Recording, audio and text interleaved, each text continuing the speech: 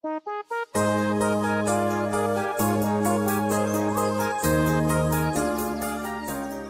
à tous et bienvenue dans La Politicienne Furteuse. Aujourd'hui, nous allons parler du XVIIIe siècle, également appelé siècle des Lumières, car comme vous le savez sans doute, c'est à cette époque qu'ont été inventés les luminaires. Ils sont appelés siècle des Lumières, car au XVIIIe siècle, il y a eu beaucoup de mouvements. Il y a eu des mouvements culturels, des mouvements scientifiques, des mouvements philosophiques et bien évidemment des mouvements politiques. Selon la façon traditionnelle, le XVIIIe siècle se situe entre 1700 et 1801. Il y a cependant plusieurs façons de délimiter ce siècle. Certains font commencer en 1715 à la mort de Louis XIV et certains le font terminer en 1815 lors de la chute de Napoléon ou en 1789 lors de la Révolution française. Alors pour situer un petit peu le contexte politique de l'époque, il faut savoir que depuis la fin du Moyen-Âge, la monarchie absolue s'est peu à peu installée en France. Louis XIV faisant pas mal d'excès, à la fin du XVIIe siècle, on va commencer à remettre en question la monarchie absolue. Donc il mourra en 1715, il sera remplacé par Louis XV, puis Louis XVI prendra la tête du royaume jusqu'à temps qu'on lui coupe.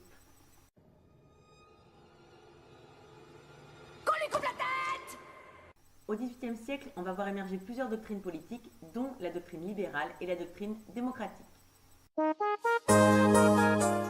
Pour la doctrine libérale, chaque être humain naît avec des droits naturels, ce sont des droits fondamentaux qu'aucune loi n'a le droit de violer, que personne n'a le droit de violer, personne n'a le droit d'empêcher que les droits naturels s'exercent.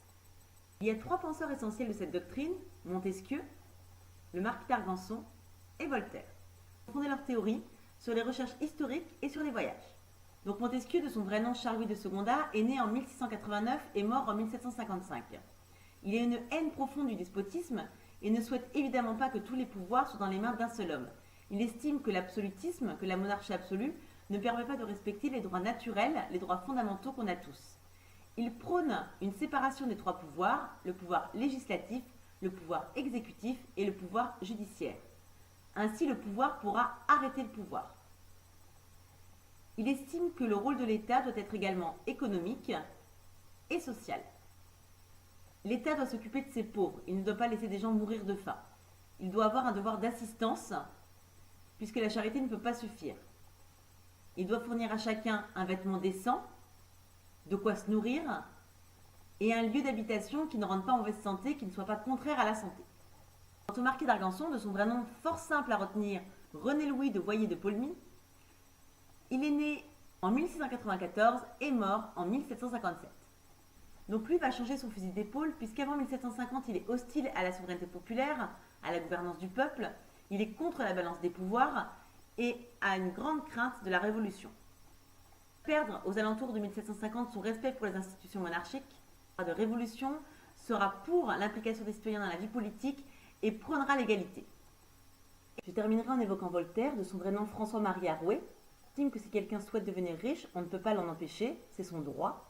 En revanche, il estime que les excès sont toujours mauvais et que l'État devrait réduire les inégalités car pour lui, les inégalités sont contraires aux droits naturels. Il explique que les droits naturels ne peuvent être respectés dans une monarchie et prône une forme républicaine, c'est-à-dire que tous les pouvoirs ne peuvent être dans les mains d'un seul homme. Il voudrait que le gouvernement soit soumis aux lois de la raison et soit un État laïque comme la plupart des penseurs de cette époque.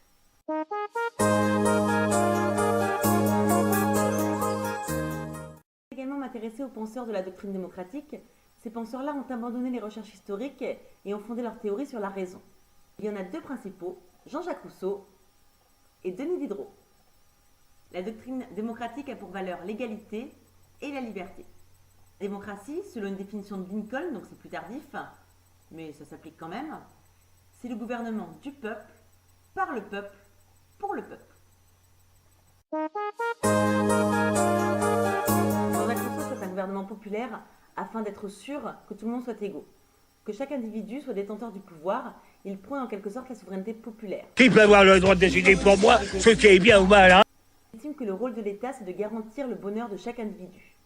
Également qu'il y a un pacte social, un contrat social, car il pense qu'on ne doit pas être obligé d'obéir, mais qu'on doit décider d'obéir, qu'on doit comprendre les raisons de cette obéissance, comprendre que pour vivre en société, il faut des règles. Car si on est forcé d'obéir aux lois, le jour où pour X raison on n'y est plus contraint, on n'obéira plus et ce sera alors le chaos.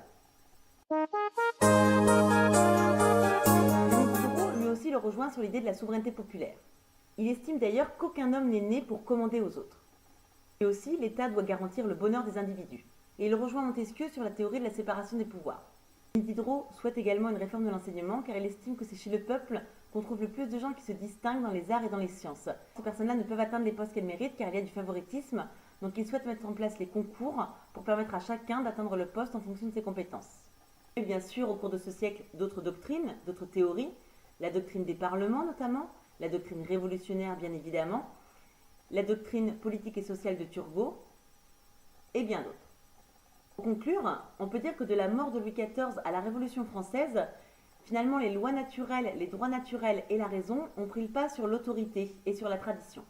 Au siècle, les idées des Lumières sont propagées d'abord dans les salons, c'était une partie plutôt aisée de la population, puis ensuite par les livres. Ils ont eu la chance d'avoir à la tête de la librairie un protecteur des écrivains et des philosophes, Malesherbes.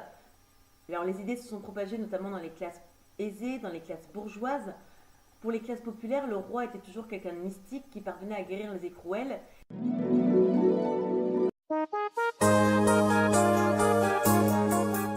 Les philosophes des Lumières qui ont fait la Révolution, mais ils ont orienté les idées politiques. Et on peut dire qu'ils ont fondé notre conception moderne de l'État et de la société.